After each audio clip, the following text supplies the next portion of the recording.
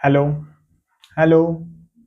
Hello जी, नमस्ते। क्या हाल चाल? बढ़िया। तो मुझे उम्मीद है कि आप लोग स्वस्थ और मस्त और शानदार और बेहतरीन तरीके से पढ़ाई करते होंगे, क्योंकि देखिए बोर्ड एग्जाम 20 तारीख को क्या चीज का एग्जाम है? तो एसएसटी का है। क्या चीज का? एसएसटी का, सामाजिक विज्ञान का है। क्या चीज का? सामाजिक विज्ञान के। तो आप लोग को सामाजिक विज्ञान के यहाँ से देखिए, यहाँ से क्वेश्चन एग्जाम में देखने को मिलेगा। ठीक है, तो आप लोग क्लास को सही से कीजिए और बेहतरीन तरीका से देखिए क्या क्वेश्चन आया है। लघु उत्तरीय, जो कि लघु उत्तरीय प्रश्न है, जो कि PYQ क्वेश्चन है। क्या है? प्रीवियस ईयर क्वेश्चन, जो कि बोर्ड एग्जाम ने इसको पूछा हुआ है।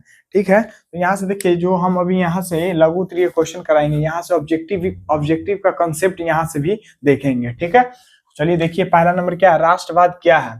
राष्ट्रवाद क्या है? तो देश के प्रति प्रेम की भावना को क्या बोलते हैं? राष्ट्रवाद कहते हैं। तो कितना शॉर्ट इसका आंसर है। तो देश के प्रति प्रेम की भावना को क्या बोलेंगे? राष्ट्रवाद कहते हैं। ऐसा भी पूछा जाएगा ऑब्जेक्टिव में कि देश के प्रति प्रेम को क्या बोला जाता है? देश के प्रति प्रेम की भावना को तो राष्ट्रवाद कहा जाता है। आगे देखिए दूसरा नंबर में क्या है? मेटरनिक युग क्या है? दूसरा नंबर में पूछ रहा है कि मेटरनिक युग क्या है। सब PYQ क्वेश्चन, जो कि बोर्ड एग्जाम ने पूछा हुआ है। मेटरनिक युग क्या है? तो मेटरनिक ऑस्ट्रिया का चांसलर था। पूछा जाएगा ऑब्जेक्टिव में, ऐसे भी पूछ देगा मेटरनिक कहाँ का चांसलर था? तो ऑस्ट्रिया का चांसलर था। मेटरनिक ऑस्ट्रिया का चांसलर था। मेटरनिक ने 1815 से 1818 तक 1818 तक यूरोप की राजनीति में महत्वपूर्ण भूमिका निभाया। मतलब मेटरनिक ने ऑस्ट्रिया का कैसा कौन था? तो चांसलर था। मेटरनिक ने 1815 से 1818 तक यूरोप की राजनीति में महत्वपूर्ण भूमिका निभाई, इसलिए कि 1815 से 1848 तक के काल में मेटरनिक युग कहा जाता है। इसी काल को क्या कहा जाता है? मेटरनिक को युग कहा जाता है। ठीक है, पूछा जाएगा कि मेटरनिक ऑस्ट्रिया का क्या था? चांसलर था। मेटरनिक युग कब से कब हुआ था? 1815 से 1818 तक। पूछा जाएगा मेटरनिक युग कब से कब हुआ था? 1815 से लेके 1818 तक हुआ। ठीक है, आप लोग बता दीजिएगा। आगे देखिए 3 नंबर में क्या है? मेजनी कौन था? मेजनी कौन था? तो मेजनी एक साहित्यकार, गणतांत्रिक विचारों का समर्थक था और योग्य सेनापति था। मेजनी कार्बोनारी नामक गुप्त दल का सदस्य था। मेजनी ने 1831 में यंग इटली और 1834 में यंग यूरोप नामक संस्था की स्थापना किया। यहाँ से देखिए दो ऑब्जेक्टिव भी पूछ सकता है। पूछा जाएगा कि मेजनी ने यंग इटली का स्थापना कब किया था? 1831 में। कब? Young Italy. मेजनी ने पूछा जाएगा यंग इटली का, क्या चीज का है? यंग इटली का है ये। ठीक है, यंग इटली।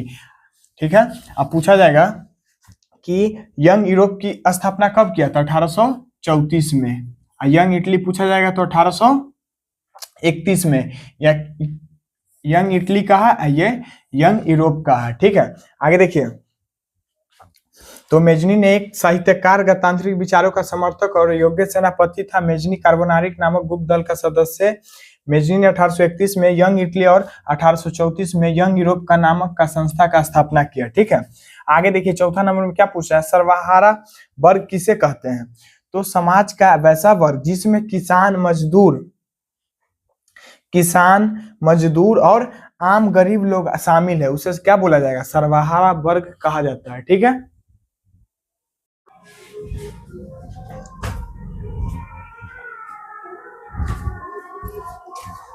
हेलो जी, नमस्ते। क्या हाल चाल? बढ़िया। तो मुझे उम्मीद है कि आप लोग मस्त और स्वस्थ और शानदार और बेहतरीन तरीका से पढ़ाई करते हैं। देखिए बोर्ड एग्जाम बहुत नजदीक और आ गया है। देखिए कब एसएसटी का पेपर आप लोग का कब है? तो 20 तारीख को है। कब है? 20 तारीख को।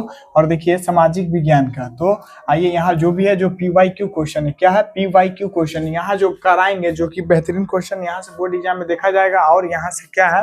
यहाँ से ऑब्जेक्टिव भी बनेगा। क्या बनेगा? ऑब्जेक्टिव। तो देखिए पहला जो भी है, जो PYQ क्वेश्चन है, ठीक है, पूछ रहा है कि जर्मनी का एकीकरण की बधाई क्या थी?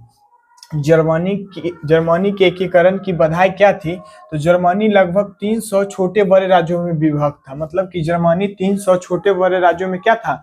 विभाजित था, मतलब बटा हुआ था। ठीक है, और उत्तरी जर्मनी में प्रोटेस्ट, मतलब उत्तरी जर्मनी में क्या था? प्रोटेस्ट, एवं दक्षिणी में क्या था? कैथोलिक था, बाहुल्य क्षेत्र था। ठीक है, याद रखिएगा। आगे देखिए जर्मनी में राष्ट्रवाद की भावना का अभाव था। जर्मनी में राष्ट्रवाद की भावना का क्या था? अभाव था। आगे देखिए 6 नंबर में क्या पूछ रहा है? जालवेरिन का गठन क्यों हुआ? जालवेरिन का गठन क्यों हुआ? 2025 में पूछा गया, ये 2022 में पूछा गया है। तो जालवेरिन गठन क्यों हुआ?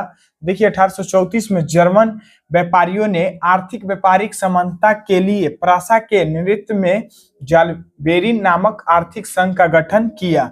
जाल्बेरिन ने क्षेत्रीय आदतों का कुचल कर राष्ट्रवादी प्रवृत्तियों के बढ़ावा दिया। ठीक है, आगे देखिए पूछा जाएगा कि पूंजीवादी क्या है। 2019 में पूछा गया पूंजीवादी क्या है।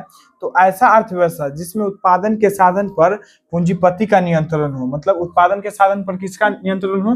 तो पूंजीपति का नियंत्रण हो। ठीक है, आप लोग जानते ही होंगे पूंजीवाद किसे कहते हैं। पूछा जाएगा साम्यवाद किसे कहते हैं, तो आप लोग बता दीजिएगा।